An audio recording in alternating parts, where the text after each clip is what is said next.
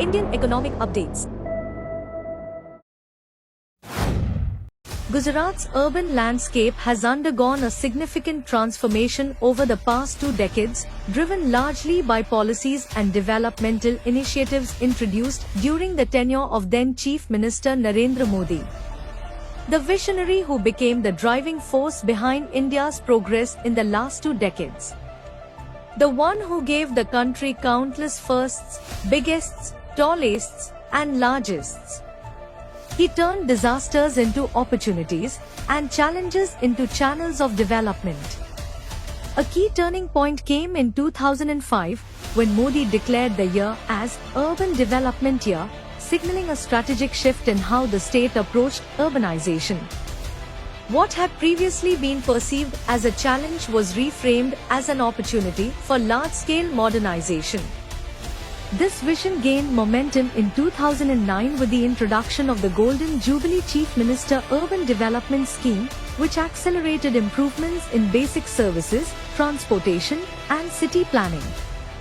Residents who grew up in the 1990s have witnessed the transformation firsthand. Slum clusters that were once common in many cities have gradually been replaced by affordable housing colonies. From the rise in living standards to the introduction of solar streetlights, Gujarat has witnessed remarkable transformation. While Gujarati continue to cherish traditional favorites like Ghugra and Locha, the essence of celebration has evolved with time. The commitment to cleanliness remains consistent, though its expression has become more modern. Earlier, rooftops were used only for drying clothes. Today, they contribute to power generation. Gandhinagar has undergone a remarkable transformation and has emerged as a vibrant youth capital. Gift City has evolved into a major international financial hub. Areas that once lay vacant are now home to institutions such as NIFT, PDU, and IIT. Ahmedabad, once a historic city, has now earned recognition as a UNESCO World Heritage City. The Motera Stadium, now known as the Narendra Modi Stadium, has emerged as the world's largest cricket venue and a host for international events. Surat, historically known for its textile and diamond industries, has evolved into the state's emerging economic hub through the Dream City project. Once regarded as the city's primary lifeline, the PRTS now faces a shared spotlight as the newly introduced metro system takes on a significant role in urban transportation. The Sabarmati River, once a lifeline for the region carrying the aspirations of millions, has undergone a remarkable revival. A once neglected waterway is now vibrant and revitalized, supported by recent beautification and river cleaning initiatives along the riverfront. Upon full completion, the stretch from Ahmedabad to Gandhinagar is expected to be dynamic, lively, and thriving.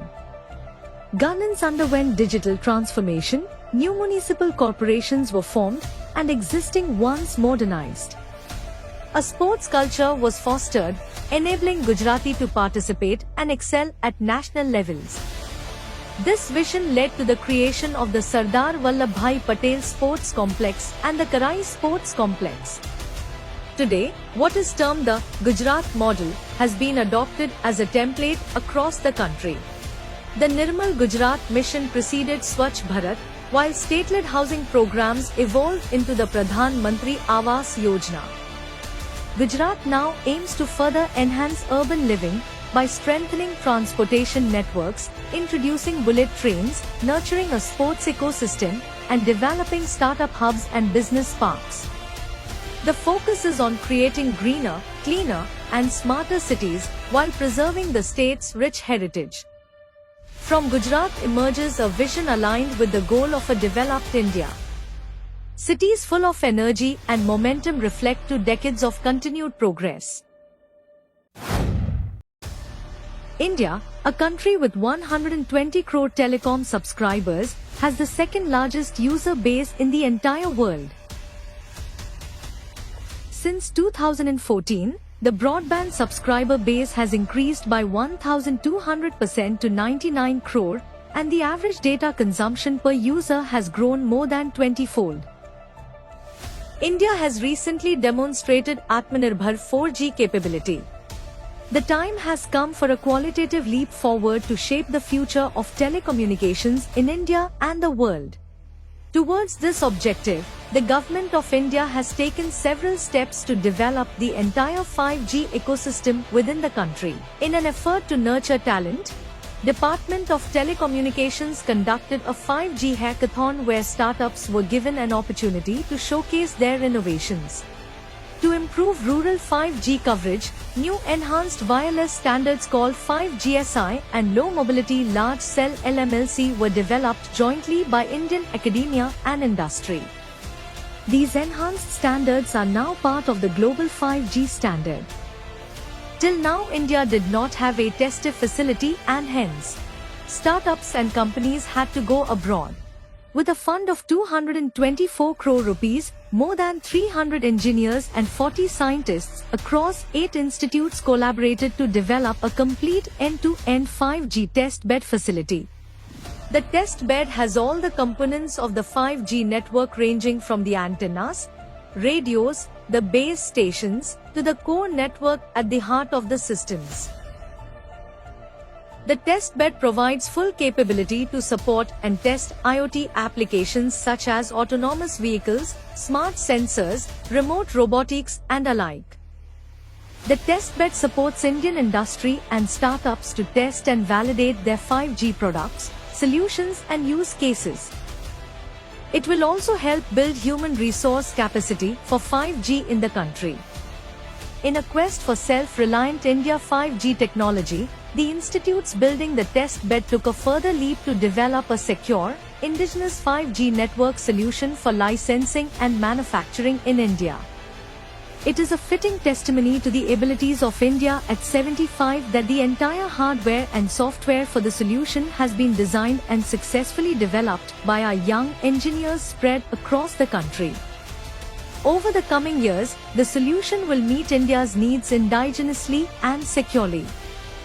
With this strong foundation towards Atmanirbhar 5G, India is now poised to play a leading role in shaping the future of telecom technology as it marches towards 6G.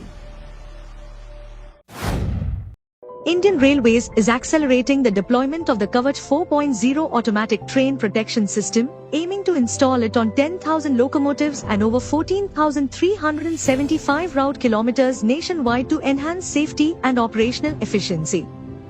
The bidding process is underway, with tenders for 1,105 RKM already opened and more expected by November 2024. In the Northeast Frontier Railway Zone, 1,966 RKM from Malda town to Dibrugarh are set for installation. Sanctioned plans include covering over 30,000 RKM in 2024-25, 17,000 RKM in 2025-26, and up to 30,000 RKM from 2026-28. Approved in July 2024, Kavach 4.0 has undergone successful trials on stretches in West and Western Railways.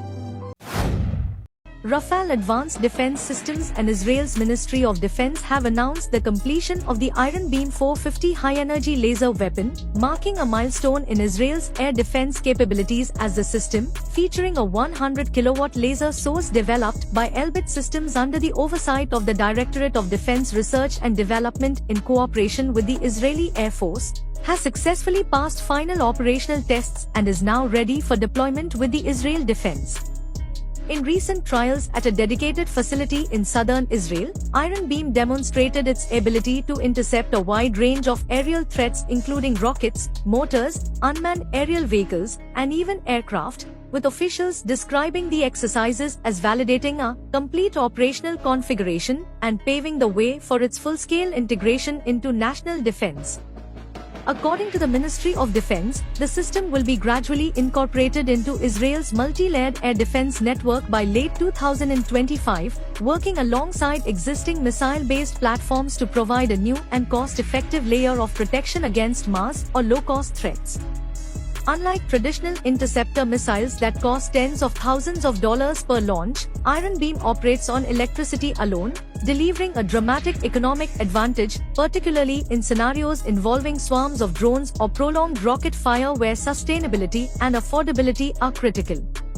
Positioned within Israel's established defense architecture, Iron Beam will complement Iron Dome for short-range rockets, David's Sling for medium-range threats, and the Arrow system for long-range ballistic missiles, with military officials stressing that the new system is designed to supplement, not replace, these proven defensive tiers. With Iron Beam 450 entering service, Israel becomes the first nation to field a fully developed high-power laser weapon within an operational defense framework, a breakthrough that analysts suggest could reshape the global defense cost equation and establish a precedent for the future adoption of directed energy weapons worldwide.